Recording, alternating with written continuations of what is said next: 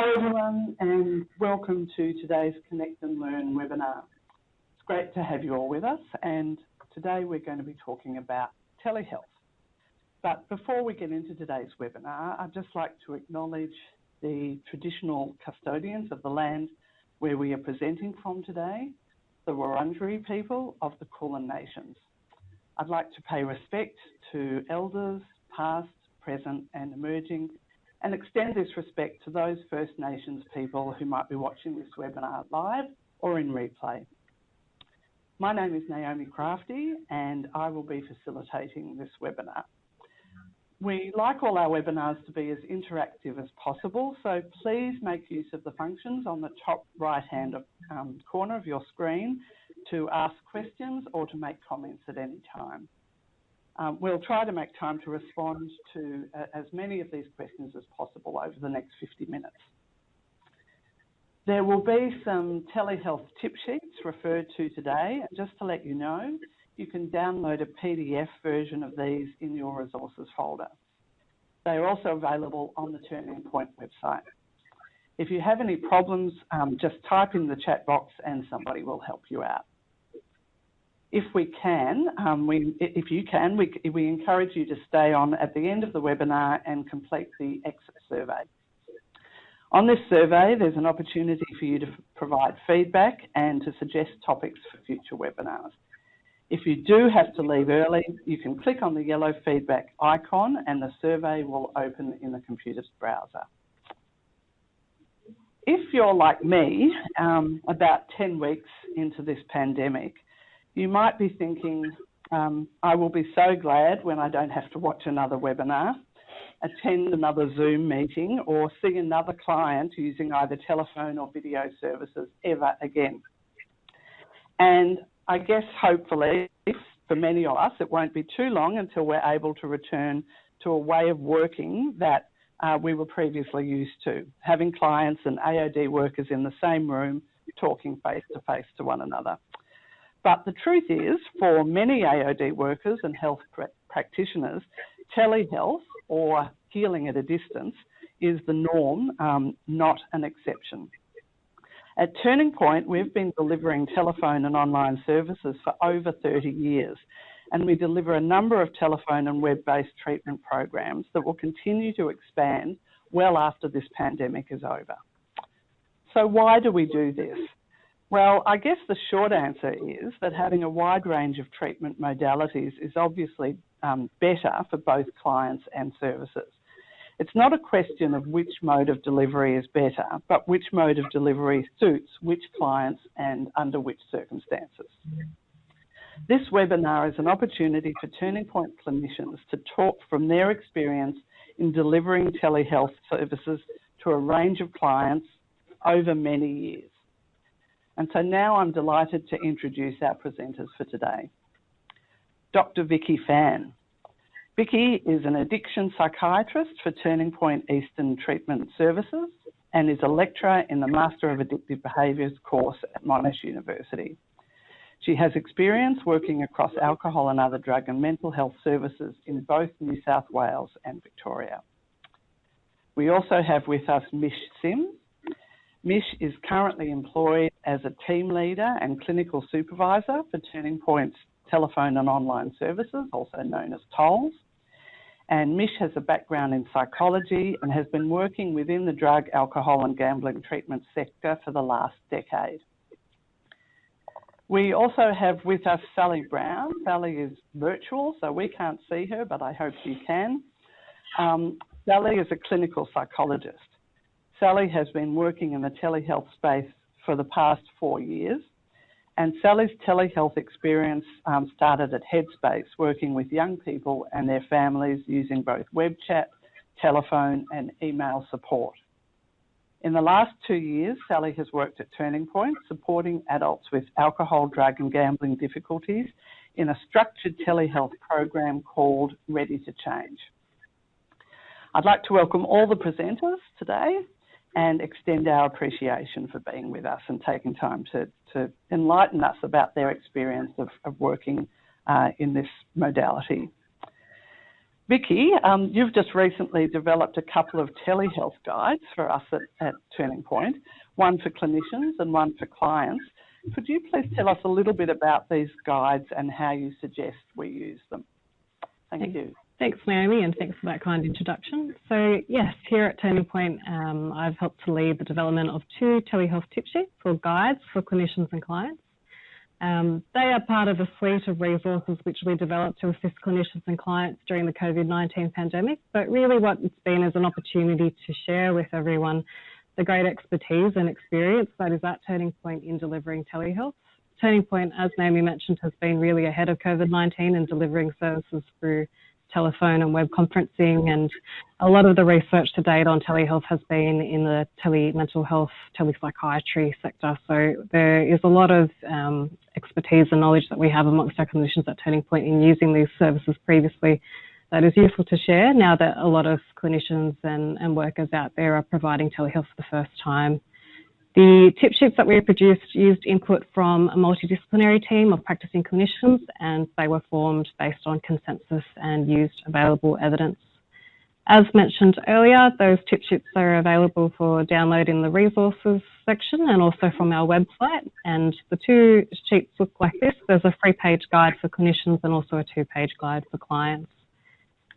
I guess our rationale for developing these tip sheets is really because we know that, particularly in the AOD sector, getting people engaged and getting them to have positive experiences from the onset is really, really important, and making sure that there's less uncertainty and less discomfort with experiencing telehealth if that's your first interaction with AOD services is really important. So these kind of tips and handy hints that our clinicians have been able to provide can really help clinicians to anticipate any difficulties or troubleshooting errors that might come up if you're new to telehealth and using it for the first time. The tip sheets that we've developed have been kept deliberately brief and concise and really quite pragmatic in the information they provide, because we want them to be accessible and useful to everyone. So the advice that we have is applicable to a really broad audience. It doesn't matter what specialty, what clinical background, what health and welfare professional organisation you work for. It really does have applicability to any place you work, and it also applies to all video conferencing technologies. So it doesn't matter if you're using Zoom or WebEx or Skype, it all relates. It provides an introduction to telehealth, so how it's used, how it's different to the usual face-to-face encounters we might ordinarily have, and it has really practical advice on how to conduct telehealth consultations effectively.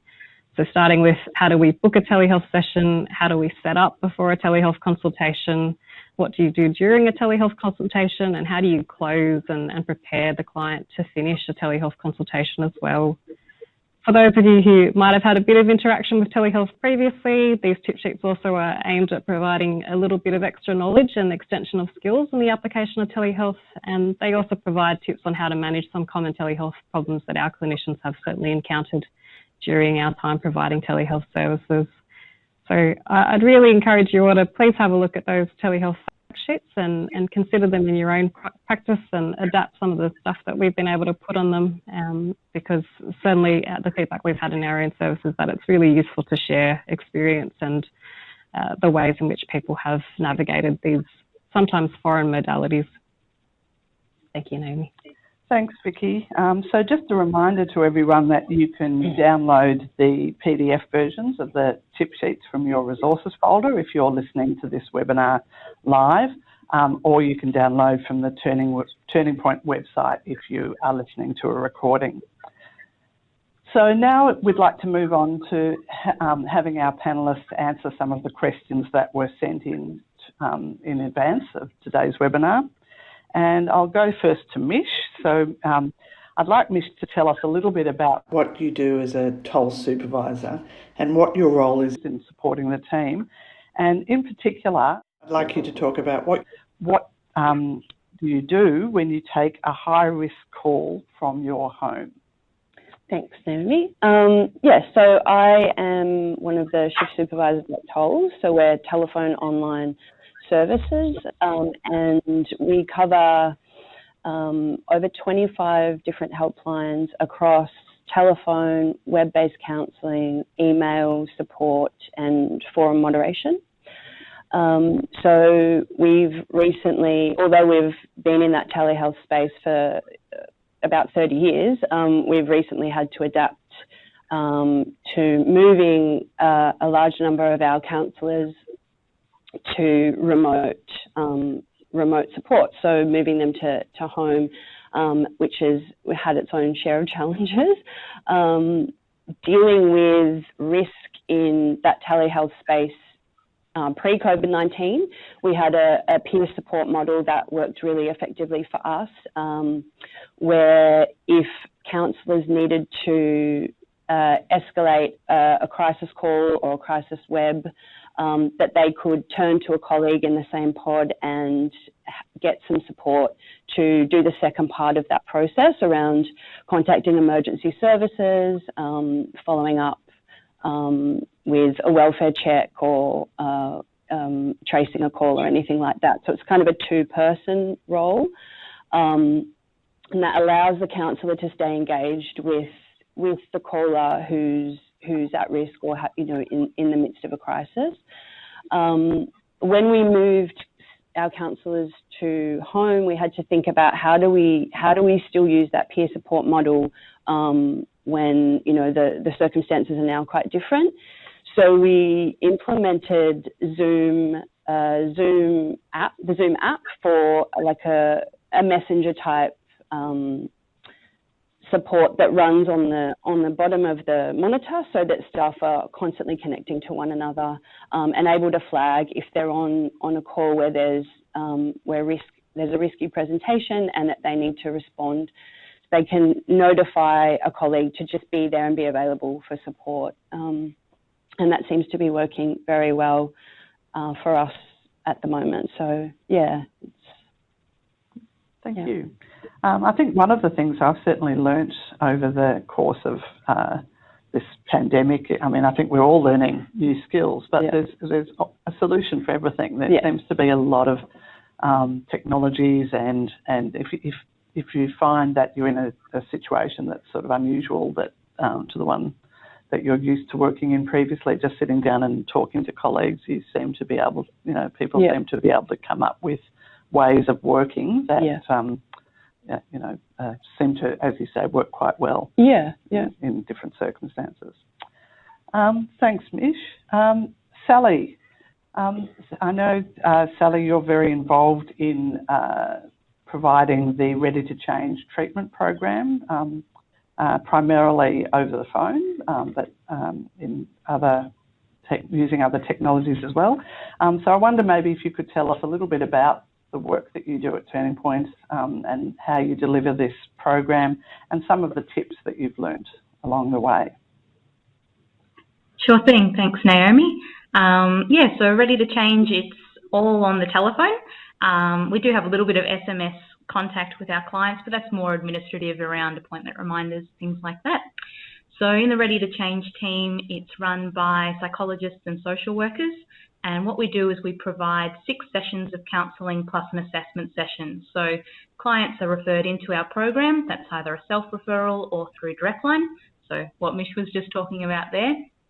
And then it's quite a structured intervention. So it's for drug, alcohol and gambling difficulties, usually more mild to moderate presentations, maybe people that haven't come into contact with treatment services yet. So it's a really nice, gentle introduction for people. And for many people, they do get what they've presented with resolved by the end of our treatment. But if they do need ongoing support, they've had a nice positive first experience of counselling, and they're ready to then engage in some face-to-face support. We use worksheets. We had workbooks, or they've now transitioned to an online portal. And people, basically, we use those to guide and structure our sessions. So we find that really helpful.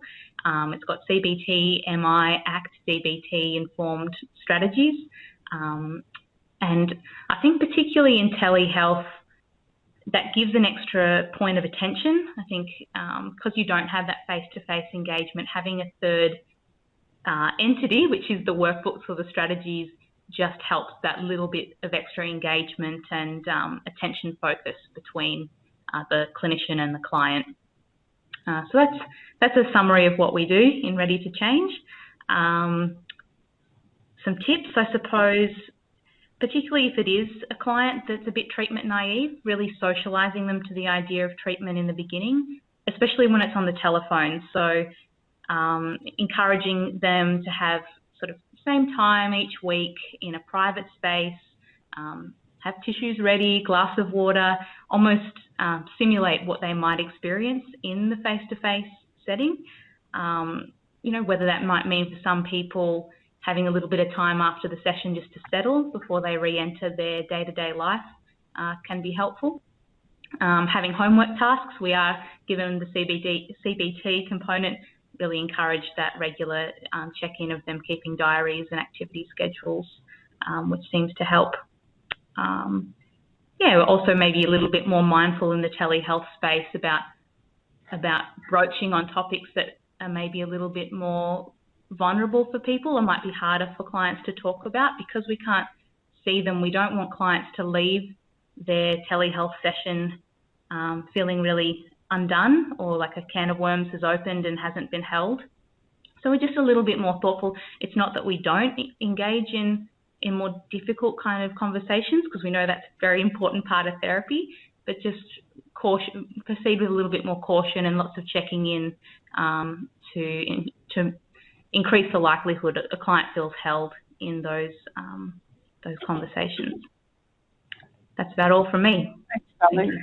Thank you. And Sally, about how long are these sessions that you're running? Do you find that they need to be shorter than face-to-face sessions? Look, we tend to go for the 50 to 60-minute length, and then that's the six counselling sessions, which might be once a week or then spill out to fortnightly toward the end. But look, it can be anywhere between 30 to 50 minutes, but we find most counsellors do go for the whole 50. Mish also has some experience working in the team. I'm not sure if she wants to elaborate on that. Yeah, I think because it is a structured program, as you said, so like using the workbooks,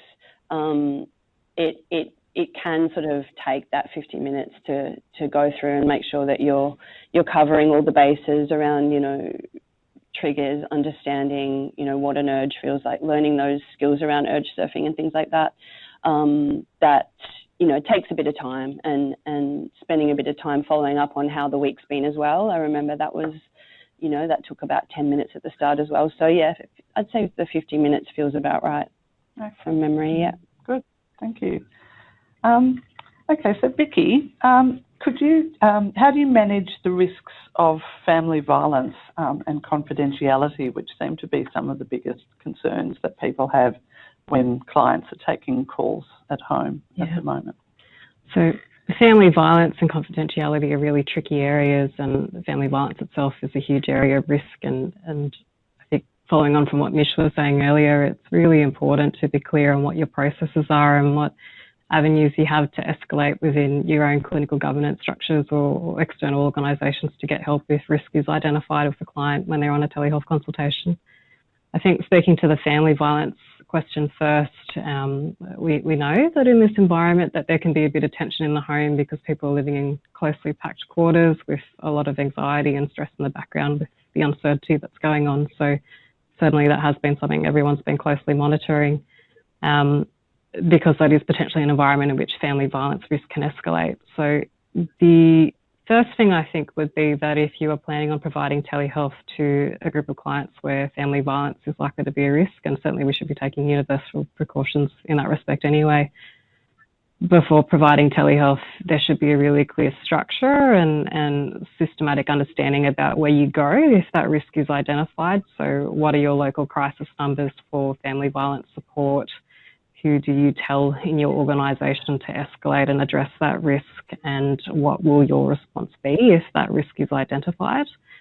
The differences to note between telehealth and your face-to-face encounter is that the subtle signs that we can sometimes use to detect family violence, things like rashes, lacerations, abrasions that are unexplained, a more timid demeanour than usual, a more anxious demeanour than usual, they might be a little bit harder to detect if you're not seeing them in a room. So you have to be really astute to that.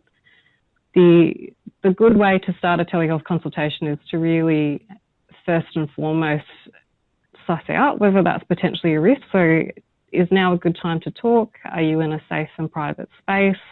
Is there anyone at home with you right now? If those other people in the home were to walk in during your appointment, how would you feel? Should we stop or should we continue at a later time if you feel uncomfortable with that? Things like suggesting that they go into a car to speak confidentiality-wise if they can't get that same privacy at home. And then also getting their preferences for communication too, because we know that in domestic violence situations, technology can be a way to hold power over someone. So advising them on supportive tips like deleting text messages for appointments or deleting emails so there's not a paper trail, so to speak, for potential perpetrators to manage or to see if that's a risk that they have at home. The way to approach it, I think, if someone does disclose in a telehealth appointment is the same as if you were seeing them face to face. So that validation of their experience and that empathic, kind demeanour that people in those really vulnerable situations need, saying your statements like, I believe you didn't deserve for this to happen, you get to choose what happens next, I'm so sorry that happened to you. It's still important to provide that kind of support when you encounter that in a telehealth consultation. And then being able to tell them what kind of supports would you like now, what can I organise for you, this is the information I can give you. And the other thing to note is if it's not clear that that's going on or if you're not able to identify it, then another way you can build it in is by saying, well, in this situation where we know that there can be tensions at home and relationships can be a bit more strained with everything that's going on, we're just sending information out to everyone about supports that are available. And that can include a list of things like domestic violence helpline services, crisis lines, so that people can go to those spaces and go to those supports in their own time if it's a bit too sensitive or a bit too tricky to acknowledge that in the interview itself, and then screening for that continuously every time you continue to see them if there's continuing telehealth care. With respect to the confidentiality question, it's the same sort of principles that we're all bound to in any form of encounter with a client. So our documentation should always be secure and not shared with anyone without their consent. The sessions shouldn't be recorded, either audio or video, unless the client provides consent. Making sure that not only are they in a safe and private space when they're doing the consult, but that you are as well. So you should be in a quiet, private room and there shouldn't be people entering and exiting the place where you are. Making sure also that if other people are in that interview with the person, for example, if they have a support person or an interpreter, that they give permission for that person to be there as well, and that they're informed that they can ask that person to leave at any time if that's their preference.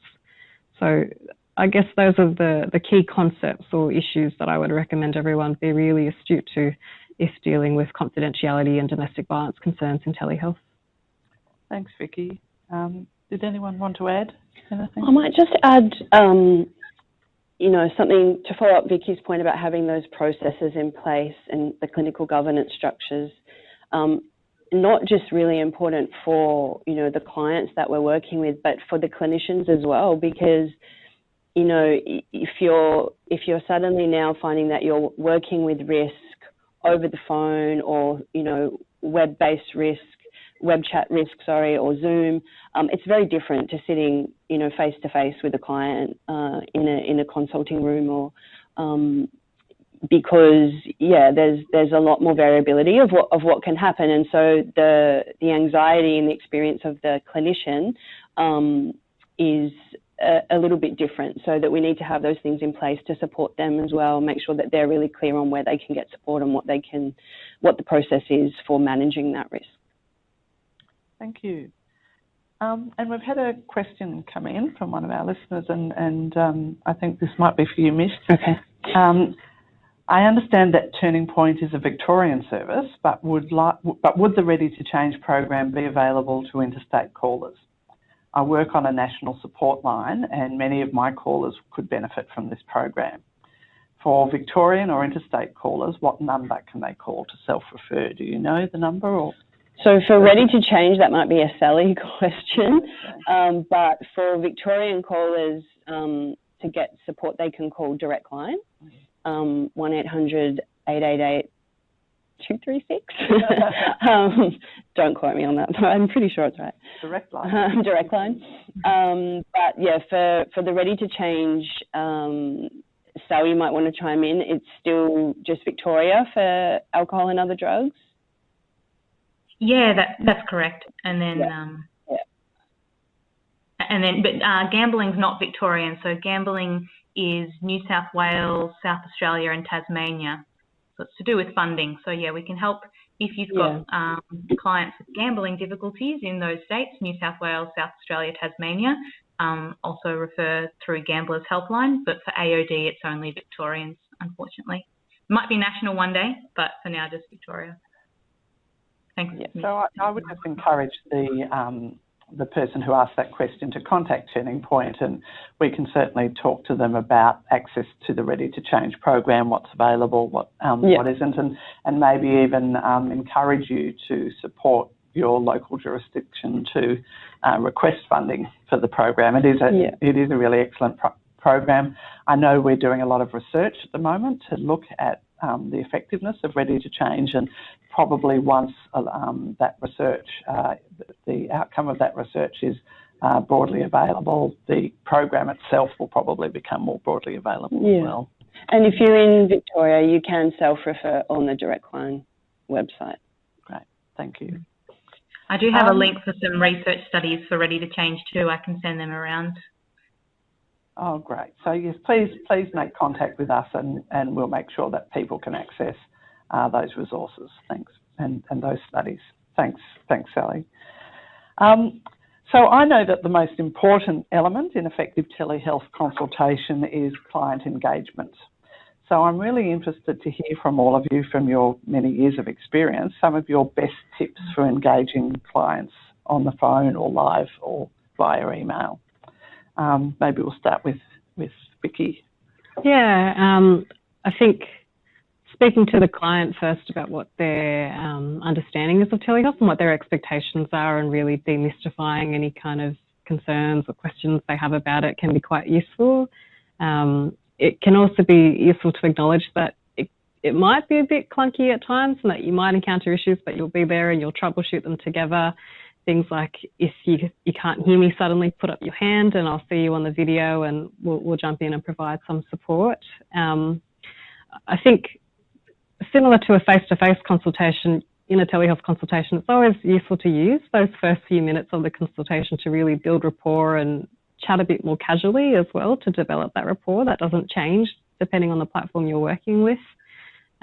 Things like, tell me about yourself. What would you like us to help you with today? How are you finding this? Those sort of checking in questions can also really help to alleviate any worries that they might have. And then if it's the very first time they've used telehealth, sometimes it's quite useful to have a support person there in the room with them. I know that in a couple of my telepsychiatry appointments, we've had the GP or the nurse practitioner or the medical clinic step in for the first little while, just so that they're not feeling like they're on their own with this brand new technology. And if people are quite nervous or unsure about it, we sometimes offer a little test drive of the technology before as well with our admin staff, just so they can have a bit more confidence in the technology that they're using.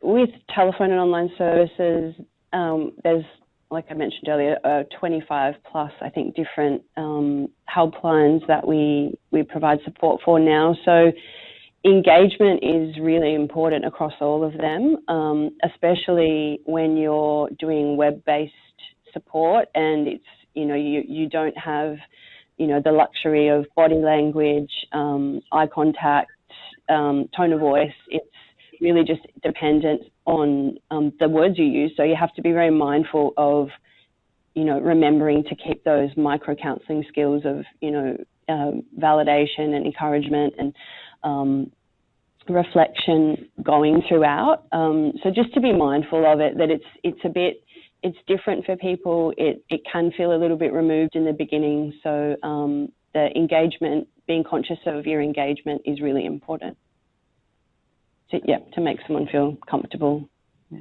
Thanks, Mish and Vicky. Sally. That's all right. I would echo what Mish and Vicky have said, and sometimes even you know, you might be smiling as you're sort of holding the phone, but they can't hear a smile. So almost just being that little bit more conscious for more affirming ums or I'm here, or, you know, yeah, you're really tuning into your voice. I guess for us, because it is that 6-session treatment, we've also got that holding what's going to engage someone for the whole, or for as many sessions as they need. They don't have to stay for the 6, but so I'll find maybe giving a bit of a roadmap of here's where we're going. You know, we do our formulation in the beginning, then we might be looking at some sleep strategies in another session, or kind of pacing it out for people so that then they know what's coming and what they might get if they attend a couple more sessions. So engagement from a longer treatment perspective, that might be helpful as well. Thank you. Yes, and I don't do much individual counselling anymore, but I do run a lot of meetings and group sessions. And I find starting with some sort of an icebreaker question is often a good idea. And particularly in these current times, using a technique from positive psychology, I like to open with a sort of fairly positive question. So something like, you know, tell me something really special that's happened to you over the past week, or something that you've learned or done differently or something that you've done differently over the last week that you hadn't had an opportunity to do previously. So just you know, focusing, getting people to feel a little bit more positive and up, and not necessarily focus on all the problems and difficulties that they might have been experiencing. And checking in on how they feel after the assessment can be quite useful too, because sometimes the clients on the other side of the screen or the phone can also feel quite nervous about how they've presented themselves and whether they've been able to get everything across that they wanted to. So asking them, how did you feel that went? Was there anything that you felt that you couldn't perhaps go into as much detail today? Would you like to speak about that at another time? Is that something that we should perhaps try to speak about face-to-face sometime? That can also be quite useful as well. Thank you. And we've had a follow-up question about ready to change. So Sally, perhaps you could answer this question. Can people receive more than 6 sessions, or is ready to change a set program of 6 sessions? We tend to try to keep it at 6 sessions. If it's sort of partially to what do with how it's funded. People may be able to return 6 or 12 months later if they need a bit of a check-in, but in general, if 6 sessions isn't quite enough, then that might be a good rationale for us to help support them to the next treatment, which might be a face-to-face treatment or something that's a little bit longer term. So we tend to be quite mindful in those early conversations with clients about whether ready to change would be a good fit or not for them. So if a brief telephone intervention we think might not quite fit for them now, we don't want to be a barrier for them to then get to a service that could better meet their needs sooner and provide that longer term treatment. So we try to be really thoughtful in that decision and collaborate with the clients in the assessment session to ensure that that's likely to happen. And we'd love to work longer if we could, but that's the way it is at the moment. Yes. Well, I believe the APS is looking for extending the number of rebated sessions for psychologists to 20 now. So I think we've learned that for some people, a small number of sessions is not necessarily going to be the most effective way to go. I might just follow up on that, Naomi. Sorry to interrupt you. Yeah, sure. And the Ready to Change program is free, so it's not part of anyone's mental health care plan. So you can have the 6 Ready to Change sessions and still have a 10-session mental health care plan with a private psychologist as well. Oh, excellent. Great. Thank you. Thank you for that. There's a few other questions that have come in. Vicky, are there recommended forms that clients sign that to professionally enhance this new way of working, and can you recommend anything? I would say that there aren't any specific forms that come to mind for telehealth, but I think that there are forms that you might want to send to the client ahead of time to help enhance your telehealth appointment. things like getting consent for release of information, if you're looking at getting information from other health providers or GPs or hospital services, because you don't have the client in the room with you to sign that consent. So having that sent in a package to them with the meeting details can be quite useful, because then you can get that signed off and received before, or you can follow it up when you do have that appointment with them. The other thing is that it can be quite useful to send screening and assessment tools to be completed by the client before you have that interview, because assessments can sometimes be a bit more limited in the content you can go through and the time you have when it's through telehealth, with lags in video and telephone and that rapport building, which probably needs to happen a little bit more if you're not face-to-face. So considering things like audits and dudits and K10s, for example, if you want to have an overview about what the client is facing and what symptoms they're presenting with before you even go into that telehealth situation, so you can make the most out of the time that you do have with them.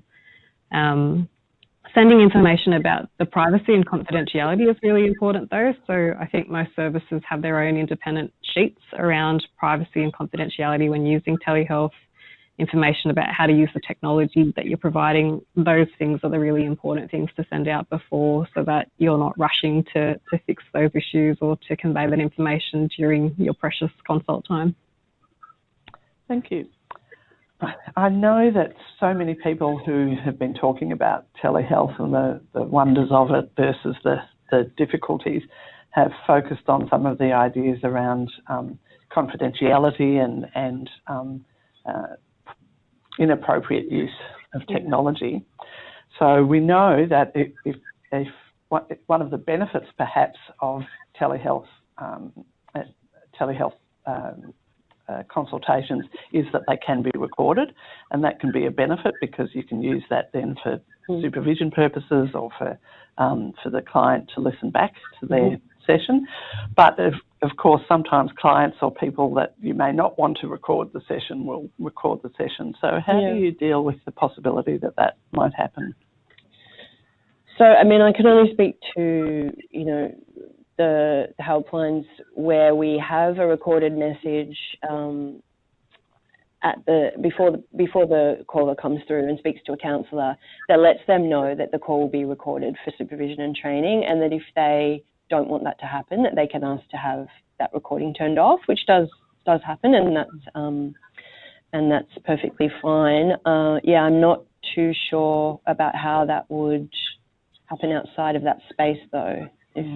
If the calls are being recorded, or whether you would notify that same message to a client. When Vicky talking about sending out a pack, whether that's part of that, agreement or. I think it's interesting because a lot of the concerns that people have about telehealth are actually concerns that might apply in in-person meetings as well. And I guess nowadays there's nothing to stop people from having their phones recording in a face-to-face session or in other circumstances as well. So we have to think about some of these things independently of the modality that we're running the session in. I always think it's good advice to say to people, always imagine that you're being recorded, just in case. Same with emails. Another question that came through during the registration period, which I thought was really interesting, was somebody asked about the challenges of engaging ongoing case management clients in deeper discussions that might involve using critical frameworks such as feminism-informed practice. And so I'm not sure whether I've interpreted this question correctly, but I interpreted it as that perhaps, and maybe Sally alluded to this as well, that perhaps we have this idea that unlike in-person consultations, that telehealth consultations may be a little bit more superficial or a bit more sort of focused on practical things rather than having sort of significant philosophical type conversations. I'm not sure that is necessarily the case, and from my point of view, when I was thinking about that question, I thought a lot has to do with the preparation that you would do with a client beforehand the expectations that they would have for what happens within a counselling session, and that there would need to be an understanding about the particular approach that you take in the work that you do, and to make sure that you and your client are on the same sort of wavelength, if you like, in terms of the type of counselling approach that's going to be taken. But do any of you have something to add about that? Yeah, I think if you're broaching potentially sensitive content with the client through telehealth, it's really important to monitor reactions and responses and to check in with how they're feeling about disclosing that kind of information. You could ask questions like, we might be going through some difficult content today, or we might talk about some things that might potentially be distressing. So if you got upset, who would you have to comfort you? And seeing if there is a plan, that there's people around them or the people they can go to if they feel a bit distressed or unsettled by anything that comes up during the telehealth appointment, because a lot of our clients in the AOD sector do have life experience of some really difficult things that can be hard to talk about. If a person is visibly or audibly becoming distressed when you broach a topic, checking in on that, it is now a good time to talk about that. Do you feel comfortable talking about this? If you don't feel like you can talk about this further, just please let me know. That's really important as well. And looking for those cues. So if they're suddenly going silent, if there's a shift in tone, if they abruptly stop an answer, they can all be, I guess, ways of picking up that that's really hard content for them to talk about. Yeah, I would echo all of that as well. It's about gauging what's working and checking in. And again, you're missing some vital cues that you would get from a face-to-face setting. So just checking in throughout the session or the call as to how the client's tracking, and making sure that they're feeling okay before you end as well. I'd also chime in, it might depend on where they're at with their recovery. So if they're at a point where their substance use is at a point where they feel that they're managing it well and they have other skills to manage and regulate distress, then it might be more okay, because even though the distress comes up, they might not use their substance at the end of the call to self-soothe, that there's other skills that they can draw on, which is helpful in healing. Yep. Yes, thank you, Sally. And another question for you, Sally. Do you find that there are some people that just you find you cannot engage with remotely, and that really should be attending face-to-face sessions? Yes, we do. So I suppose it can depend on how chaotic someone may be presenting. So there are some different situations where really having a face-to-face assessment is going to be best for the client and their safety. Again, because the Ready to Change program, it's quite cognitive. It requires quite a bit of homework and writing. If someone is really quite dysregulated and chaotic, they may not benefit from this approach. And again, that's where we might be encouraging a service that could do some case management or could kind of better meet their needs at that time. I mean, traditionally we would encourage towards face-to-face. I know at the moment that's a little bit more limited. Maybe and also a little bit what Vicky was saying with assessing for the domestic violence signs, similar for if someone's at risk of withdrawing or that they've been using substances before the session. We can't necessarily get that information on the phone. If someone's shaking or flushed, or all of those important aspects of that part of a mental state assessment. Also, if there are too many services already involved, we don't want to risk someone splitting between services and telling us some stuff and someone else another piece of information. So we would really encourage it to be a smaller team that can help both mental health and AOD presentations together, if they've got that available to them, rather than splitting between too many different services. There's some things we consider in those early assessment times. Yeah, that makes a lot of sense. Okay, and one more question has come in, and I'll leave this for anybody to to answer who'd like to. How do you manage the supervision and debrief of the counsellor? The counsellor is faced with a very intense situation and needs support. Yeah. Liz? So, yeah, that's a really, really good question, and so important, especially in this, telehealth remote working space that we find ourselves in at the moment, is making sure that clinicians are supported. And, if you've moved from that office space where you're in an organisation, you can debrief even casually or with one another, that really helps throughout the day. And if you don't have that when you're working from home, it can start to sort of, add up. So making sure that you have regular supervision sessions scheduled, either via Zoom or, however works for your organisation, and sticking to those sessions is vital as well. At Tolls, we have on-call support, so 24/7 services. We have on-call, clinical supervisors available to debrief 24/7 as well, so that even though we're using that peer support model primarily, there's always a clinical supervisor available to support the clinician after a call as well. Have you ever been woken up in the middle of the night? Many times, yeah. You're a better person. Well, yeah, I'd echo what was said completely. It can also be useful to have scheduled time before and after a telehealth assessment so that you've got time to prep and pack up after a telehealth appointment too. Certainly in the office space, if you're doing telehealth, you have the advantage of being able to walk around to your supervisor or speak to co-workers in cubicles to debrief if it's been a difficult telehealth consultation. But certainly if you're working from home, that self-care as a clinician is really important, because the boundaries between what is a home environment and a work environment get a lot more blurred.